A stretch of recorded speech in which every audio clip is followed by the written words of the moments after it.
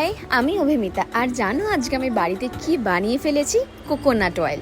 আর আজকে কিন্তু এই কোকোনাট অয়েল বানানোর পিছনে অনেকটা বড় একটা গল্প আছে। আজকে আমি বাজারে গেছিলাম ডাবের জল কিনতে, কিন্তু আমি পাইনি। তারপর দেখি যে একজন ঠাকুমা ছোট ছোট নারকেল বিক্রি করছিলেন। তারপর আমি ওনার কাছে গিয়ে একটা শুধু নারকেল চাইলাম, তো বললো, জানিস এখনকার মানুষরা নারকেল তো পচে গেলেই ফেলে দেয়, আমরা আগেই পচা নারকেল দিয়ে তেল বানাতাম। আমি বললাম কিভাবে বানাতে?